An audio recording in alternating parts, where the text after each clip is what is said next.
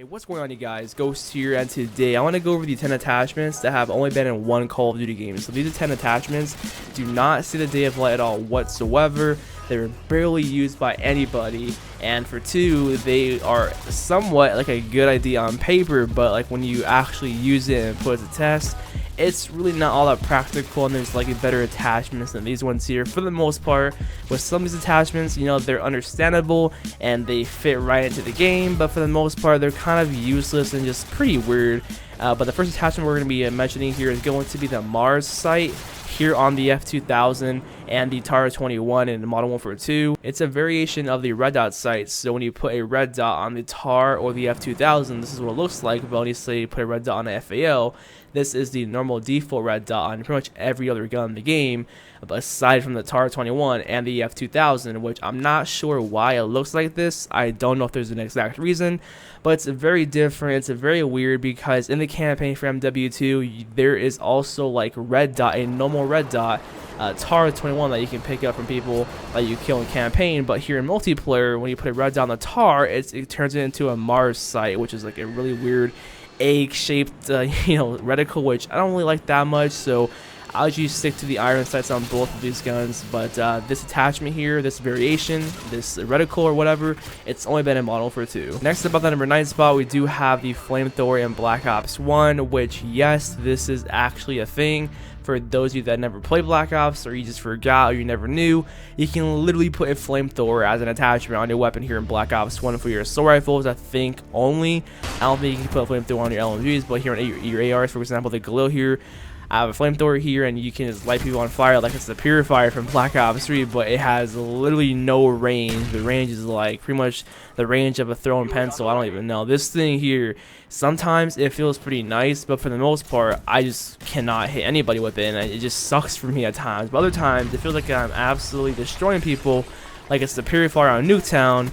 But that's kind of rare. Some people are pretty good with the flamethrower and they absolutely love it, but for me, it's not for me at all whatsoever. It was kind of like a nice little fun idea to have, but honestly, it just doesn't work out, and it's just not practical at all by any means. So this has only been in one Call of Duty game, and I think it's going to stay like that. Next up, at the number 8 spot, we do have the Parabolic Microphone here in Advanced Warfare. So what it does is it shows suppressed weapons when they fire on the minimaps. So obviously, as we all know, I mean, I hope you would know, when you shoot your gun here in Call of Duty without a silencer on it, you show up on the minimap. But when you put a suppressor on your gun, you don't show up on the minimap. Okay, but why am I laughing? But as I was saying, when you shoot a silenced weapon, you don't show up on the minimap, but when you put a parabolic microphone on your weapon and somebody shoots a silenced gun, you can see the red dot that pops up even though they have a silencer, which it's a good idea on paper. Yes, it sounds like it's a nice thing, but honestly, in practicality, nobody uses this, and honestly, it's just a failed attachment that there's honestly better attachments to use rather than a parabolic microphone. Might as well just go with a suppressor, quick draw stock, extended mags. Like, nobody literally uses this. I honestly did use this a lot when the game first came out. Thought it would be very useful and very nice, you know, but nope, it didn't. At the number 7 spot, we do have the Chromeline attachment, which is only for snipers here in CoD Ghost. What it did was increase the damage, increase the one-hit kill area with your snipers, and both the trade-off, it had increased kick and it had more idle sway, which isn't too bad of a trade-off if you want to get like more one-shot kills with your snipers. But honestly, it did not increase the one-hit kill range that much. It wasn't that major of a difference, but having it on just because is nice, because sometimes you can hit some weird areas of the enemy and it would be a hit marker, but normally with Chromeline, if you slap it on, it won't be a hit marker, which is pretty nice to have. It's something that's only been in CoD Ghost, obviously. It's a good idea, and it's kind of useful at times, but it's really not all that practical. You can use other attachments, but it wouldn't hurt using Chromeline. It's just there, if you know what I mean. And that's pretty much it with the CoD Ghost Chromeline attachment. Up next, at the number 6 spot, going back to Black Ops, we have the upgraded iron sights for your pistols, which is a very, very odd attachment. Just having your pistol have better iron sights as an attachment seems very weird, but it was a thing here in Black Ops 1. All it did was essentially just add like these two little dots or two little lights that are on your pistol that that are supposed to help you aim better. And honestly, I don't really notice that much of a difference. Pistols are there for a backup, and there's better attachments to use than this like upgraded iron sight. But here's like the difference between both of the regular iron sight and the upgraded one, which it's a pretty useless attachment if you ask me. It's just one of those attachments that's like, why is this a thing? Why was this made? It's pretty weird, but nonetheless, guys, it was here in Black Ops 1, and I highly doubt it's going to be in any other Call of Duty game moving on forward. I would be so surprised if it's in Black Ops 4. At the number 5 spot, we possibly have one of the most annoying attachments in any Call of Duty game. That's going to be the incendiary shells here for shotguns, which, as you all know, if you've ever played Call of Duty World War II, then you know that these incendiary shells are incredibly annoying, very rage-inducing. All they do is obviously just you just load fire shells in your shotgun and you shoot them away and annoy the heck out of people left and right. It's something that honestly is so useless because it really does decrease the one-shot range of your shotgun, which makes your shotgun worse, which is like, why would you want to use this if it decreases the range and it's not going to help you all that much? All it does is make your shotgun worse, and you pretty much kill trade a lot with people. You shoot them once with your fire, they're on fire, but they kill you as they're on fire, and then you guys both die at the same time. That is just what gets to me. That's what gets me so mad, is that people choose this rather than, like, say, extended mags or rapid fire, steady aim, or like long barrel. They want to have fire shells, decrease their range, and just have a possibility of you kill trading, which that gets me, and that just grinds my gears. I don't know about you guys, but it's just an annoying attachment that I hope not to see ever in any Call of Duty game. I honestly would not be surprised if Treyarch does bring this back with Black Ops 4.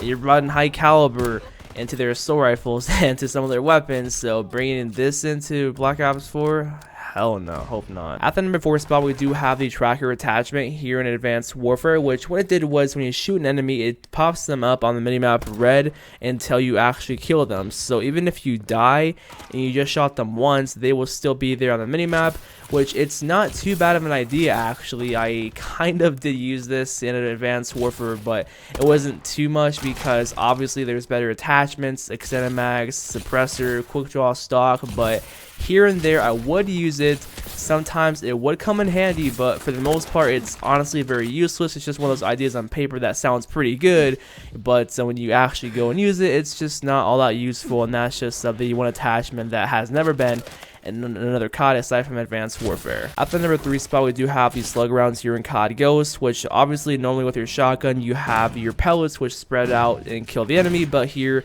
it compressed all those pellets into one slug. You have more damage and range with these slugs, but with a trade-off you have terrible, god-awful hit fire.